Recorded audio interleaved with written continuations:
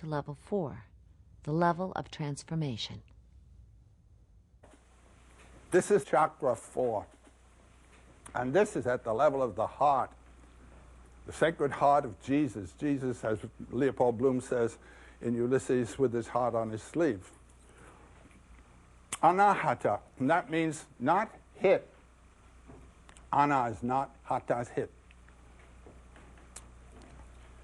What this refers to is the sound that is not made by any two things striking together. Sound of my voice, any sound you hear is made by two things striking together, the voice, the air on the larynx cord. What is the sound that is not made by any two things striking together?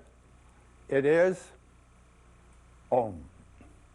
It is the sound of the energy of the universe of which all things are manifestations. The energy is what underlies all the forms, E equals mc squared. And the sound of that energy is said to be Om.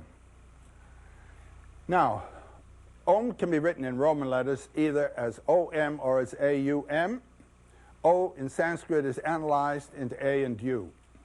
A-U-M, the four-element syllable. The four elements are A, U, M, and the silence out of which Om comes and back into which it goes. The Indians will always recognize that ground in silence, in the infinite, in transcendent, in the void. Kali. Om pronounced starts in the back of the mouth, then fills the mouth cavity, oo, and closes at the lips, When properly pronounced, you have made all the noises. And so all words are simply fragments of Om. Just as all the images of the broken forms of the world are fragments of the form of forms, so all words are fragments of Om. Om is the sound of the radiance of God. Om is discussed in the Mandukya Upanishad. There's a very interesting two-page Upanishad, M-A-N-D-U-K-Y-A, Mandukya, in terms of the four steps, the four stages. A is associated with waking consciousness, the gross bodies of the forms in which we dwell, and of which we are one. Here, I am not you, you are not I, and a duality prevails, an Aristotelian logic. A is not A. Aristotle's logic is the logic of waking consciousness carried right through it. He's not letting anything else break in there. Gross bodies, they are not self-luminous. They have to be illuminated from without. U is of dream. When you dream, you're surprised by your dream, and yet the dream is you. You as subject are surprised by yourself as object. You seem to be two, you and your dream, but you are one. So subject and object, though they seem to be two, are the same. I and you are the same. This is the breakthrough of the metaphysical realization that the two that seem to be separate are really one.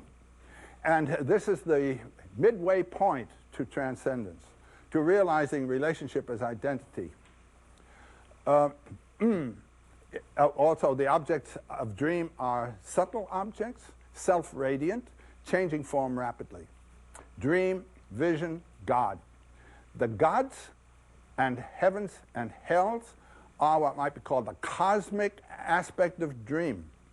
And the dream is the personal aspect of myth. Dream and myth are of the same order. They're of the order of U, dream consciousness. And you and your God are one, just as you and your dream are. And your God isn't my God. So don't try to push it on me. Everyone has his own being and consciousness. The third order then is of which is deep, dreamless sleep. Consciousness is there. The heart is ticking. The body will respond to heat and cold and so forth and so forth. But the waking consciousness, the aham consciousness, the ego consciousness, is not in touch with consciousness. It is wiped out by darkness. The goal of yoga is to bring your waking consciousness into that field of awake. And then what it will experience is undifferentiated consciousness. Not the consciousness of anything, but that primary consciousness to which we are trying to yoga, to link our waking consciousness. So that's what we're talking about. Now the deity in the Sanskrit system representative of this is Shiva as the dancer. Look at the shape here and the head, and then look at Om. In other words, while looking at the image of Shiva, you are hearing the syllable Om, the sound of the radiance. Now, in lecturing to Methodists, I tell them about graven images. This is a permanent meditation. It's not idolatry. You're not idolizing this image. It's the radiance. It's the opening of it. Shiva helps you go through Shiva. You don't stop with him.